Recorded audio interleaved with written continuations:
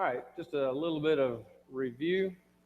Um, we've studied the rebellion, a couple of rebellions now. Um, the rebellion of Absalom and then the rebellion of Sheba. Um, we won't go through all that again, but just remember some of the names and the story, how it goes there, and some of the lessons that we've talked about um, uh, from the life of David. Remember, we're following the chronology of the life of David because he's the important character here, and all these other things that happen around him and to him, and sometimes as a result of the decisions that he's made. Tonight we're going to start in chapter 24, and we're going to bounce a little backwards and forwards as we go through the text here.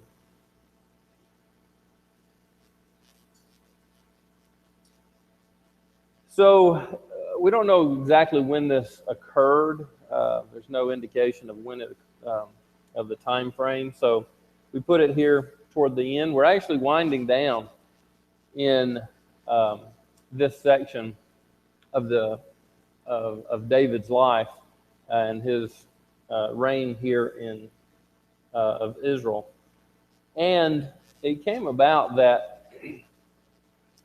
something happened, and we don't even know what that is. The scriptures don't tell us. The Lord doesn't tell us. But the Lord is angry with Israel for some reason, and He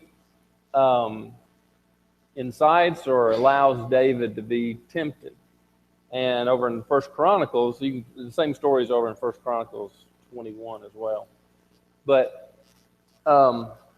what happens is David is tempted, and he starts a census. He commands that a census be taken and count to see how many,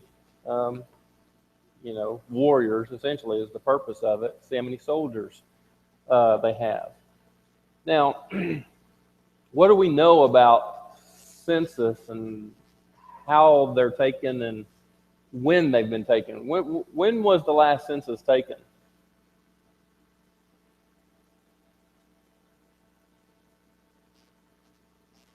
Been a long time. All the way back to Exodus, right? You think back, there's really only been two that I can think of. In Exodus, when they arrived at Mount Sinai, there was a census taken then, right?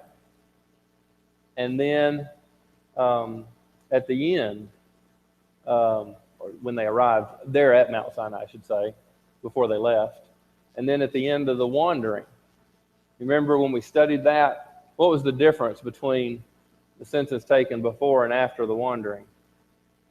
What did it kind of show us? That generation had passed. That was the purpose of their punishment, right? For the sin at the golden calf. So, or not of the golden calf, but of the refusal to go into the land when God had ordered them. So the census were taken then. How was that done? Whose idea was it to take those censuses? Censuses?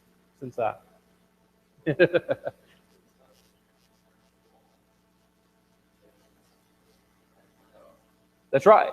Yeah. No. That's yes. Well, yeah. In those two censuses, in both of those occasions, God ordered those. God said, "Do this, and this is how you do it." And He gave some very specific instructions about it. When they did that, there was even a kind of a tax that was associated with it. They had to pay I think it was a half shekel that they were to pay, and that was taken and put in the collection of the temple, the tabernacle, for worship and carrying on worship.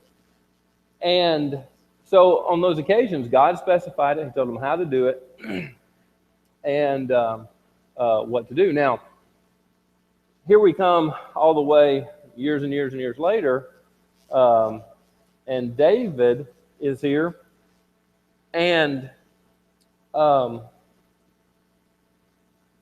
David, from the scriptures here, this is not God's order. It's not God's idea to take this census. All right.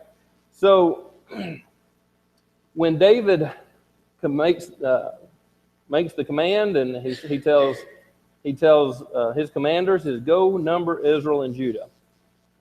He tells Joab, he tells the commanders, verse 2, go out through all the tribes of Israel from Dan to Beersheba and register the people that I may know the number of the people.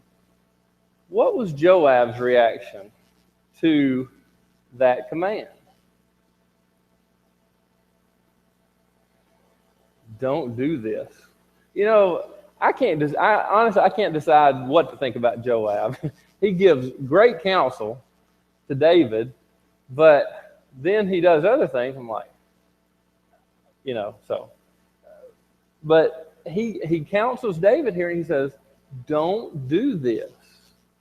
Why does he say don't do this? Why does he counsel David against doing this? Verse 3, he says, may God, the Lord your God, add to the people 100 times as many as they are. He was saying, just add to 100 times more than however many we've got. It's kind of saying, it doesn't matter how many we've got. If we added 100 times more.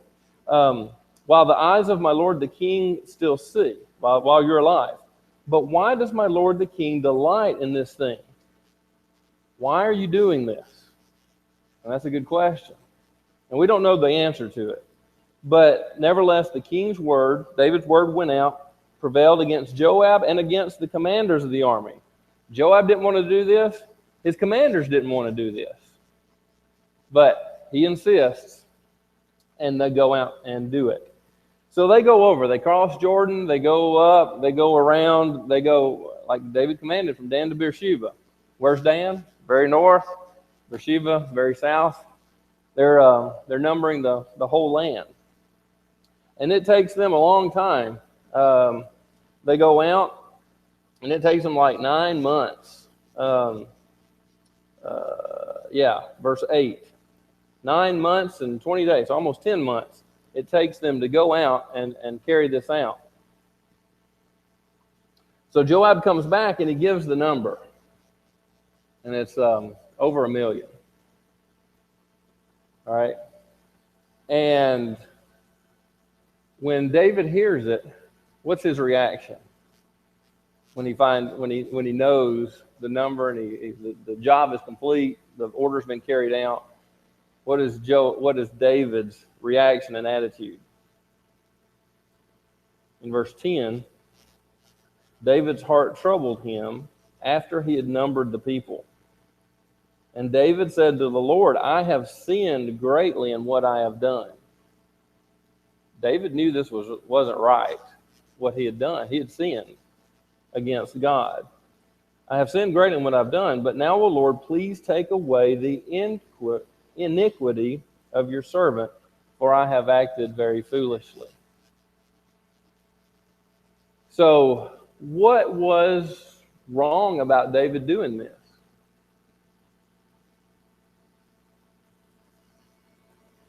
We'll think about that as we go along here.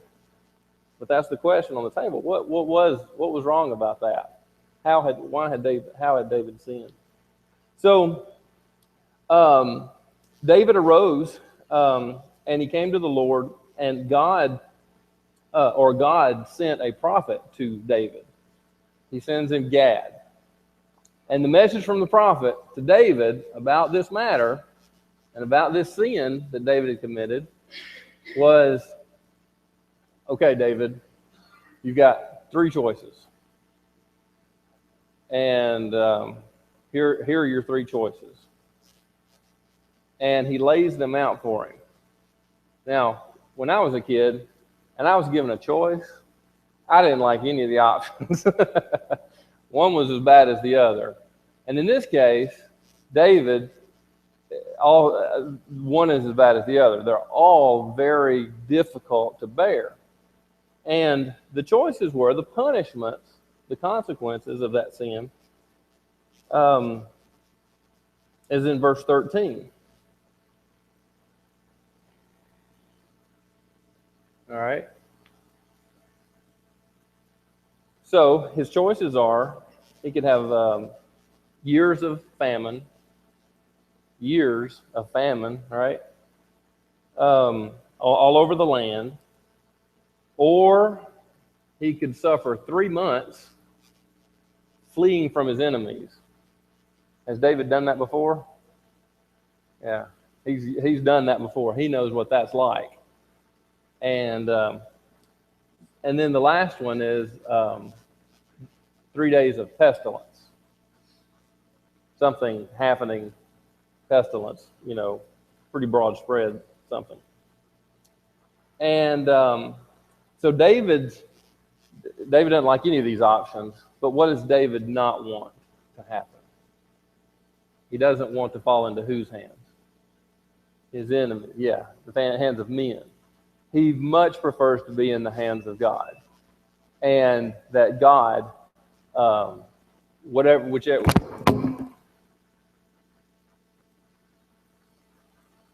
Sorry about that. I don't know how that happened. All right, I'm back. So he wants to stay in God's hands because he knows what about God? He's merciful. He can plead with God. When he's in the hands of his enemies or of men, he doesn't have he doesn't have God necessarily. So David says to God, I am in great distress. Let us now fall into the hand of the Lord, for his mercies are great, but do not let me fall into the hand of man. So that's his choice.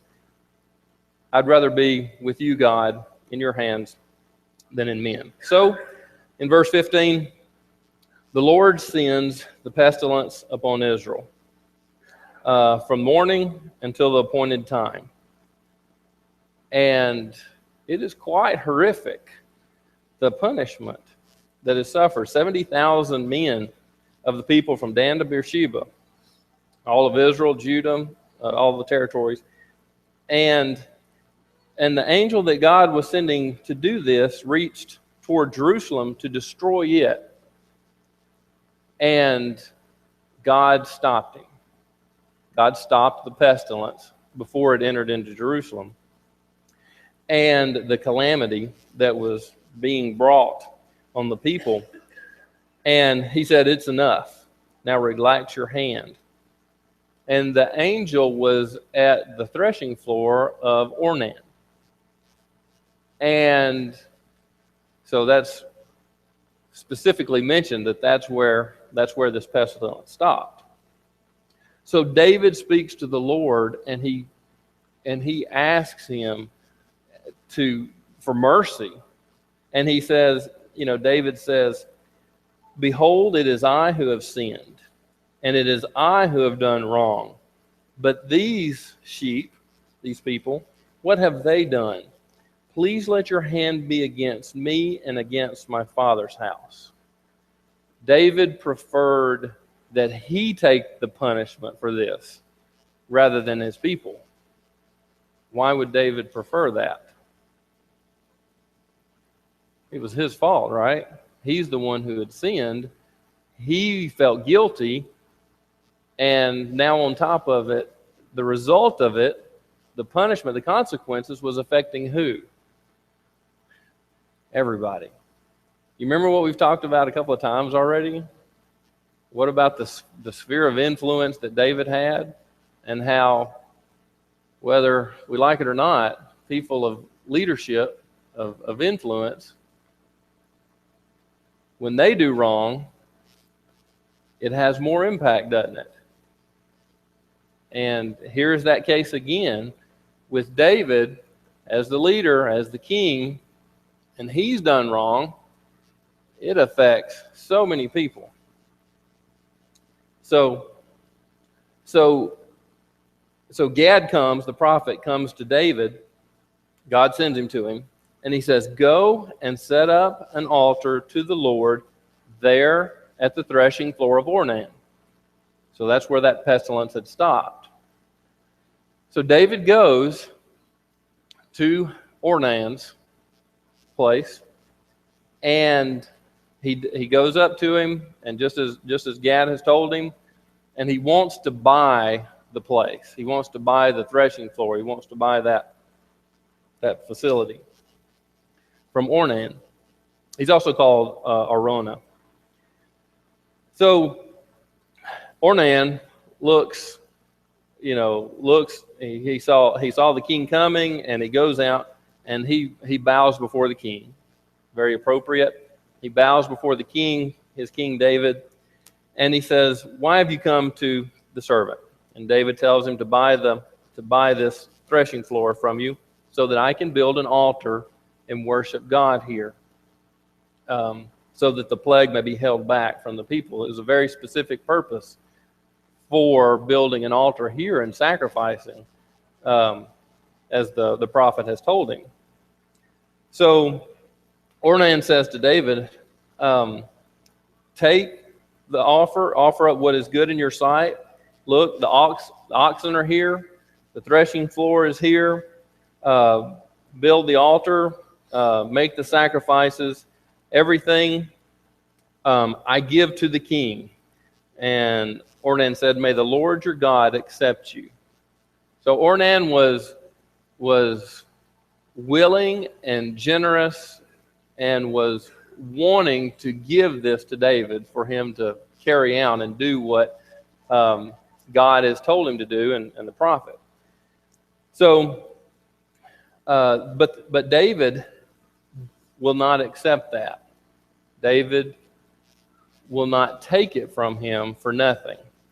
And David says in verse 24, "No, but I will surely buy it from you for a price. I will not offer burnt offerings to the Lord my God, which cost me nothing." So David bought the threshing floor, he buys the oxen, he builds the altar there, and he makes the burnt offerings, offers those burnt offerings and peace offerings. And the Lord was moved by that, and the plague stopped and did not go further through the land. So the question back on the table is, what was David's sin? Can we identify it?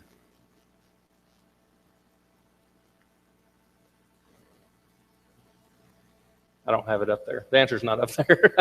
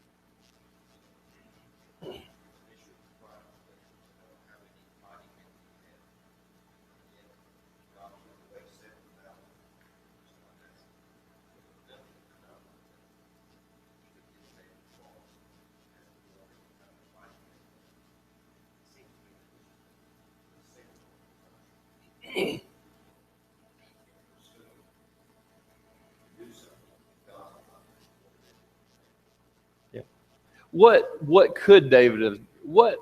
Knowing David, what could he have done? You go ahead before you answer. Mm-hmm.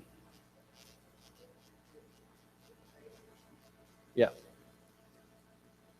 Yeah. So in First Chronicles, it's very clear that Satan tempted David to do this, right? So there was definitely something wrong about it, and I tend to agree with Jeff. There's nothing really. There's nothing. God had ordered the census before. God did not order this one. Now, think about what the census means. What's the purpose of taking the census? All right? It's to find out how many you've got. All right? And wow, David had a lot. I mean, there was over 1 million, men fighting from Israel and Judah that could fight. Now, why would somebody want to know that number? Did David need to know that number?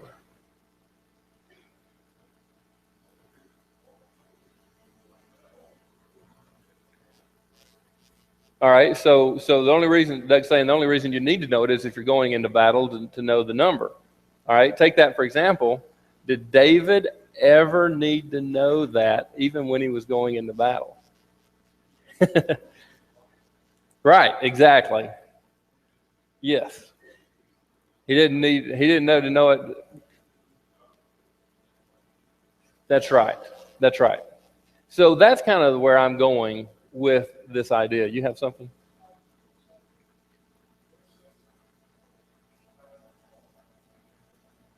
Mm-hmm.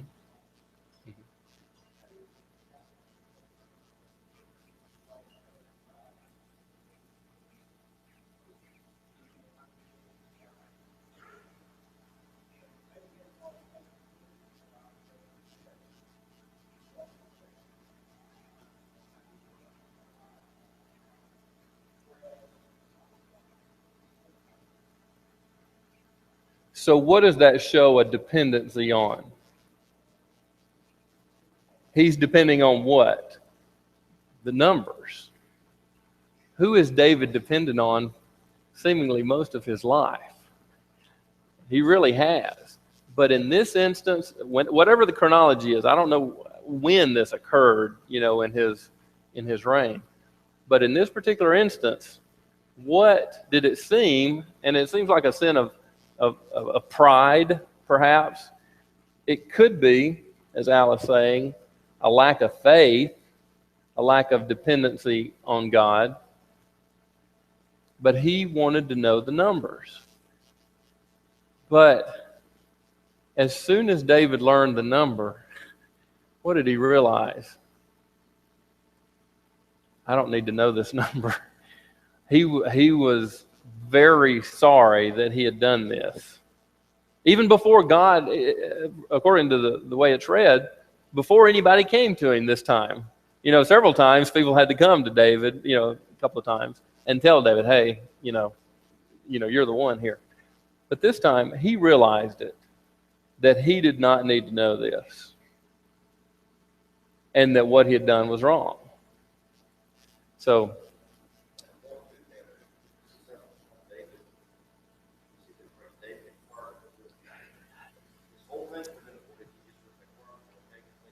yeah. Yeah. Yeah.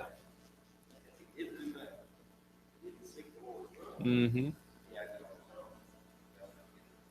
And that's right. And one of the things is, going back to the other censuses, there was a reason for those. It seems like when you go back and look at Exodus, there was a reason for that. Here's the number before, and here's the number after, at least definitely for the second one. Here's, and this is what was accomplished during that wandering in the wilderness, and that generation died just like God said was going to happen.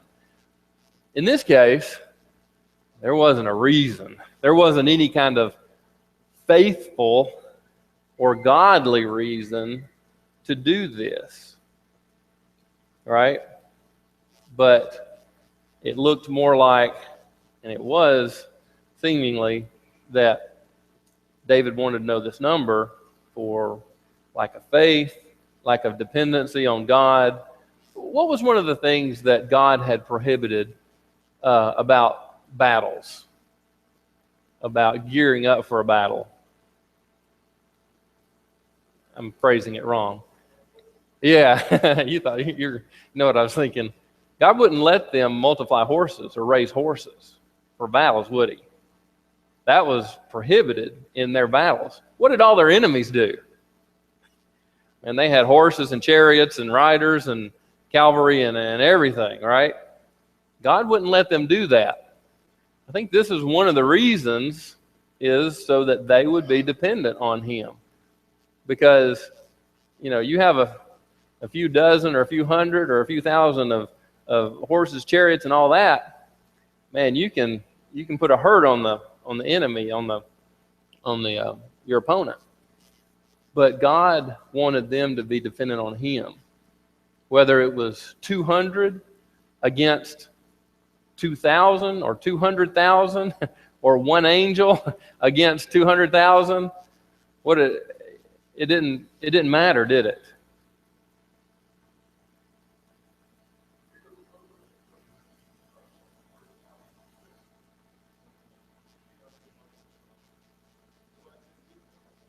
Yeah, that's right. Yeah, that's right.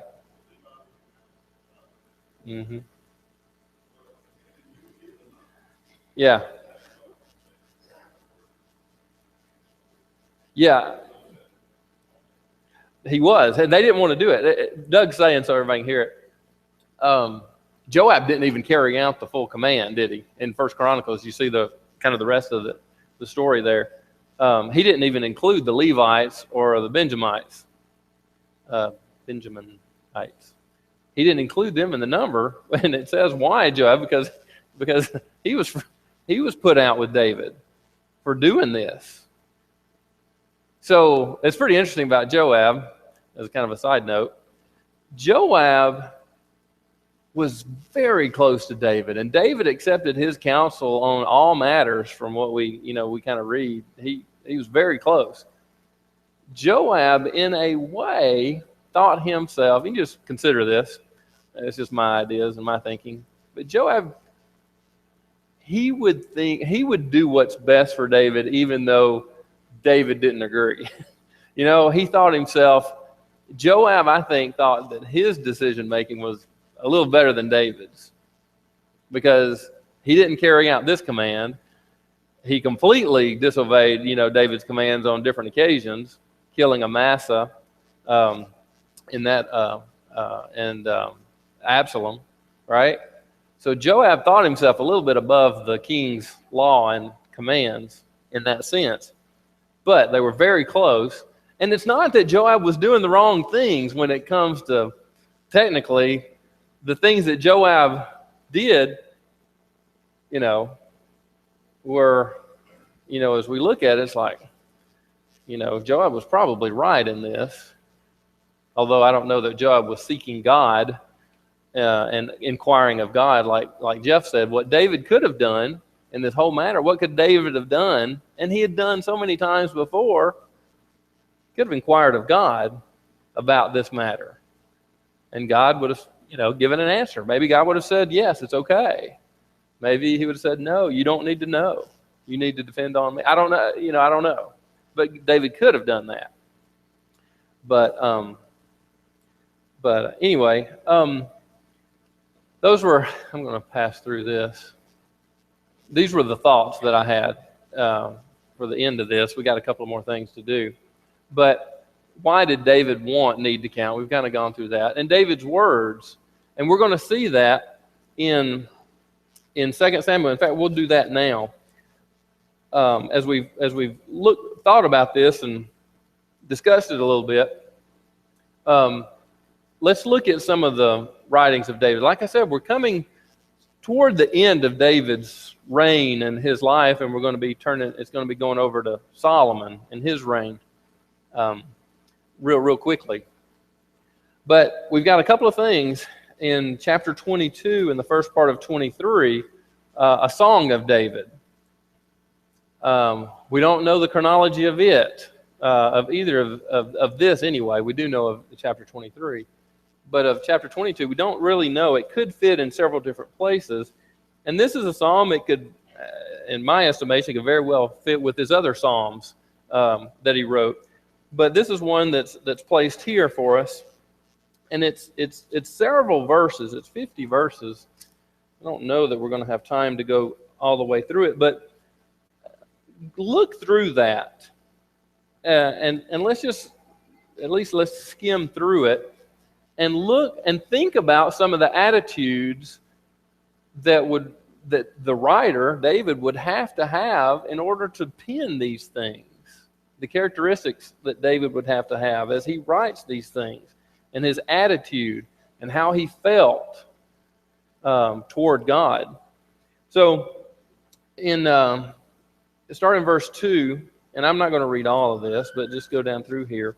The Lord is my rock and my fortress and my deliverer, my God, my rock, in whom I take refuge, my shield and the horn of my salvation, my stronghold and my refuge.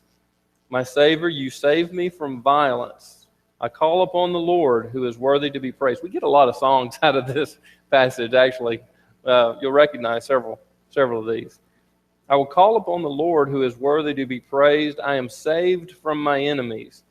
For the waves of death encompassed me, the torrents of destruction overwhelmed me, the cords of Sheol surrounded me, the snares of death confronted me.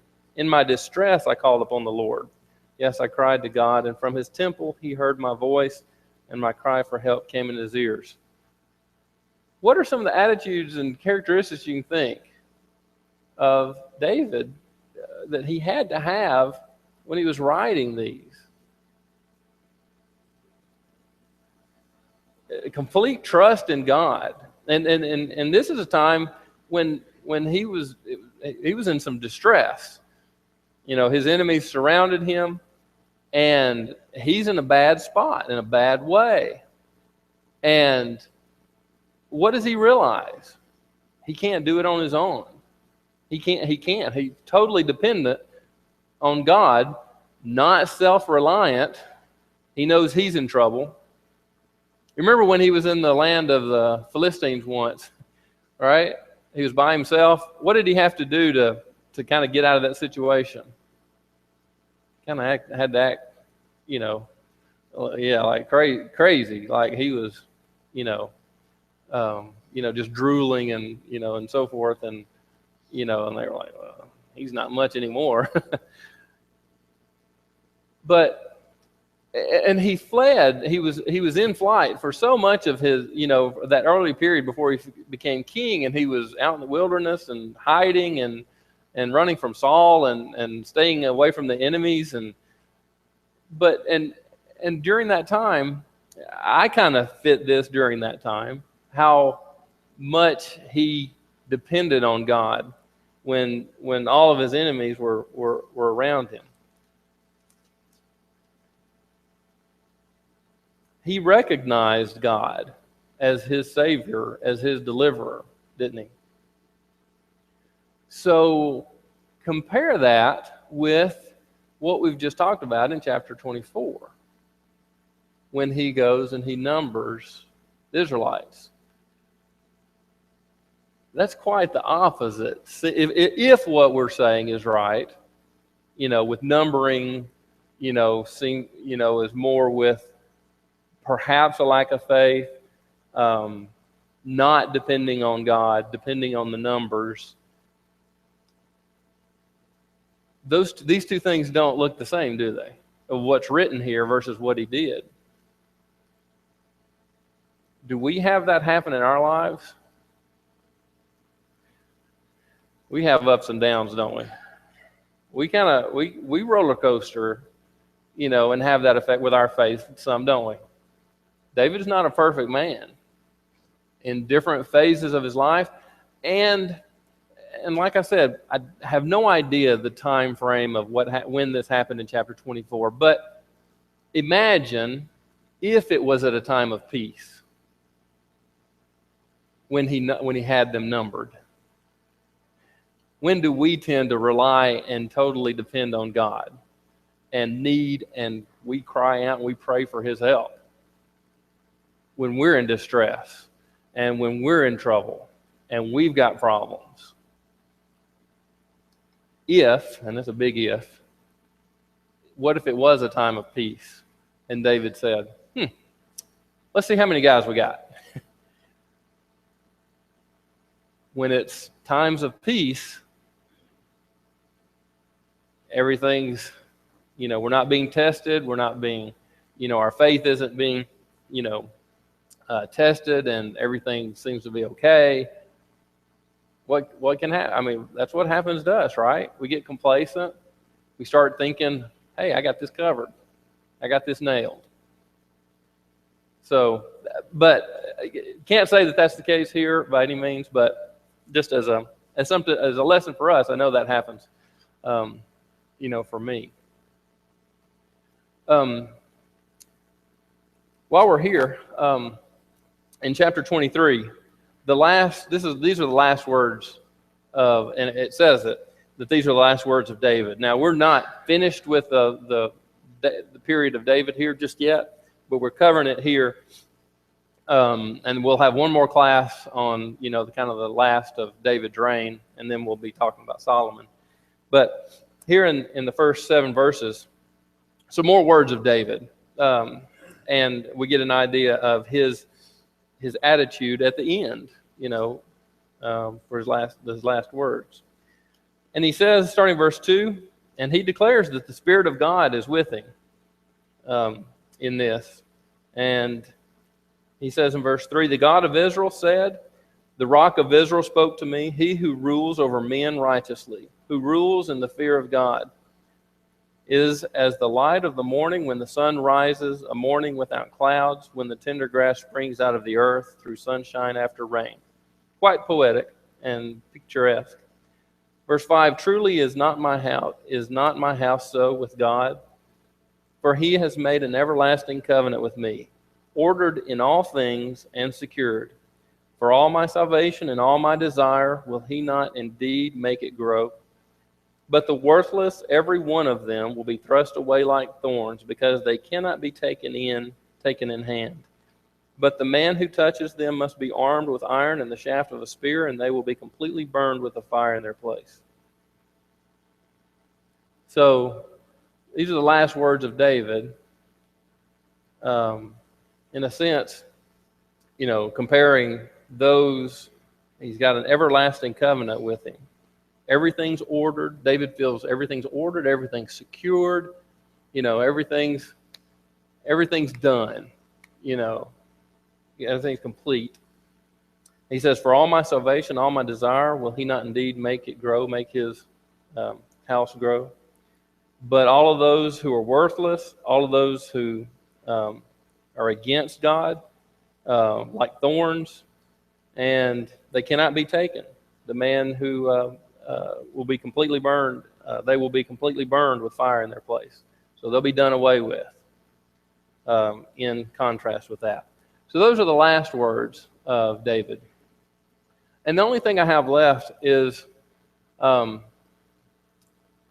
thought that I had was David, for the negative things that we've talked about, and hindsight is 20/20, and when we look back on his life and say, well, why didn't he do this? Why didn't he do that? If somebody did that on my life, they'd have a whole lot of things. Like, why didn't he do that? Why didn't he do this? All he had to do was so. But when I look at David, man, what a hero. What a spiritual giant he was. What an attitude. What a godly man. A man after God's own heart. Part of it, what made me start thinking about this is recently there was a fundraiser and it was a hero day. And some of y'all, I think, went and participated to raise money for something for kids. And I thought about the contrast, all those, I don't know what it was there, Transformers, heroes, Superman, Batman, all those things that we imagine, imaginary fiction, and we make up, and these are heroes. Well, we make those up, all right? We invent that. Here's a man who was a king, who was godly, and what a man he was. He was, and with the heroes that we manufacture and we imagine, what is it generally about them? We make them macho and transformer large, and huge, and all the muscle and all the gadgets or whatever they have that makes them all special. What made David special? It was his heart. It wasn't anything about him physically, but he would go after anything and anyone. Even at the end, toward the end, we'll talk about next week, he goes up against, I think it was a giant, and he's not a young man anymore. And actually, it appears that he falters in it.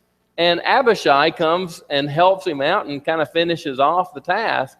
And all his men around him say, look, David, you're not going into battle anymore because you've got to stand here as our light. And we can't extinguish this. We'll talk about that next week. Greg will. David didn't relent from anything. Courageous.